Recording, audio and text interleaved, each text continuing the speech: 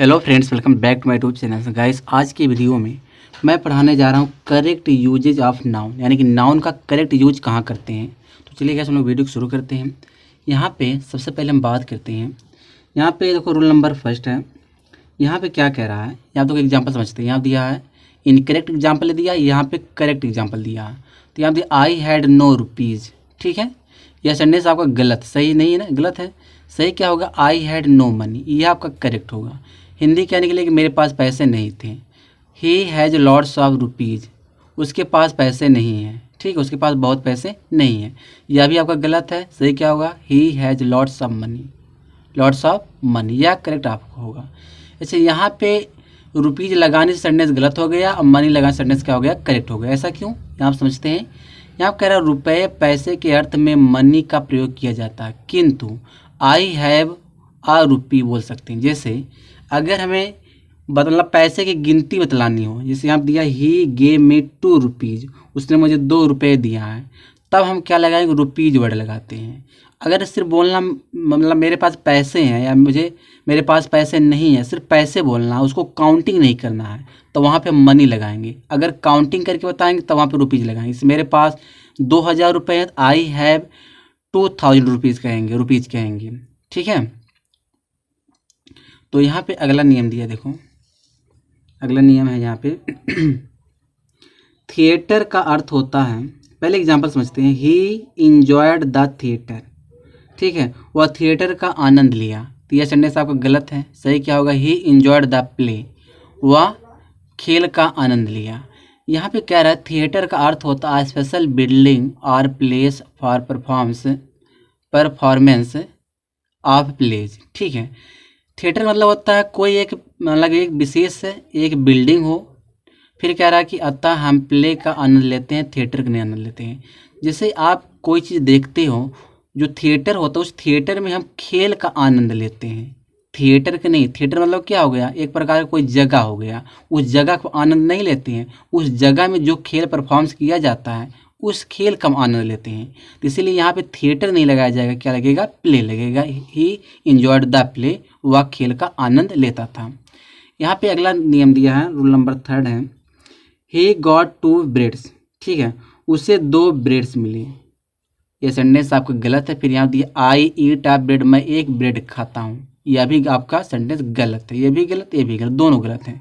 सही क्या होगा, यहाँ पे he got 2 loaves of bread, ये आपका करेक्ट हो गया कि वह 2 ब्रेड उसे मिला। फिर आई ईट, या आई ईट ब्रेड बोल सकती है, या तो आई ईट अ लोफ ऑफ ब्रेड बोल सकती है, यह आपका करेक्ट होगा। ऐसा क्यों है, क्योंकि जो ब्रेड है यह ब्रेड आपका अनकाउंटेबल नाउन है।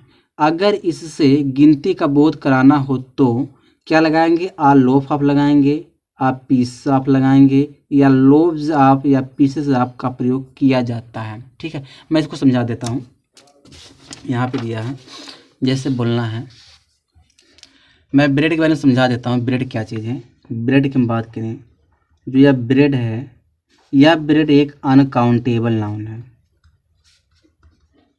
ठीक है, अनकाउंटेबल नाउन है।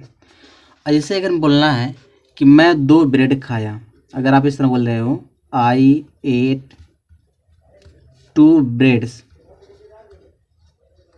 या आपका सेंटेंस गलत हो जाएगा। अगर इस तरह से आप लिख रहे हो मैं 2 ब्रेड खाया, अब इस तरह से बोल आई एट 2 ब्रेड्स, ये आपका सेंटेंस गलत है। अच्छा, सही क्या होगा, सही क्या करेंगे, इसके लिए कुछ पार्टिकुलर वर्ड बने हैं, जैसे आ लोफ ऑफ, ठीक है, या आ पीस ऑफ।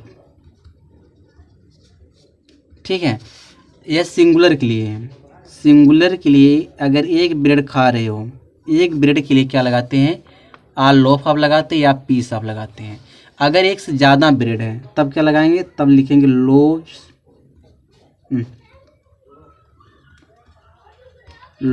ऑफ या पीसेस आप बोलते हैं, पीसेस आप बोलते हैं। लोव्स ऑफ या पीसेस ऑफ के साथ जो नाउन, जो मतलब इसके ये प्लूरल के लिए लगाते हैं, जब 2 से ज़्यादा हों, या प्लूरल के लिए लगाते हैं। जैसे एग्जांपल समझते हैं, जैसे बोलना है कि मैं एक ब्रेड खाया, आई एट। ठीक है, तो अगर आप आई एट अ ब्रेड, तो ये आपका गलत हो जाएगा। इसको सही करने के लिए क्या करेंगे, I ate a loaf of bread बोलेंगे, ठीक है, ये आपका करेक्ट होगा। जैसे यहाँ पे ना आई एट टू ब्रेड, अगर इसको बोलना कि मैं 2 ब्रेड खाया, इस तरह बोलेंगे I ate two loaves of bread बोलेंगे, ठीक है, इस तरह बोलेंगे कि आई एट 2 लोव्स या लोव्स ऑफ ब्रेड बोलेंगे, ठीक है। प्लूरल के लिए ये लोव्स लगाते हैं, ठीक है, या पीसेस ऑफ लगाते हैं, लोव्स ऑफ या पीसेस ऑफ लगाते हैं, और सिंगुलर के लिए a loaf of a piece of लगाते हैं, ठीक है। आगे देखते हैं, अगला नियम दिया यहाँ पे एग्जाम्पल दिया, देखो यहाँ दिया ही अप्लाइड फॉर टीचरी, ठीक है। फिर दिया है, यह भी आपका सेंटेंस गलत है, सही नहीं है। दूसरा दिया है I work for the upliftment of my village, he applied for lectureship, I got a free ship. यह सेंटेंस, जो चारों सेंटेंस जो दिए, इस चारों सेंटेंस क्या आपके हैं, गलत हैं। तो सही क्या क्या इसमें दिया है, देख लो।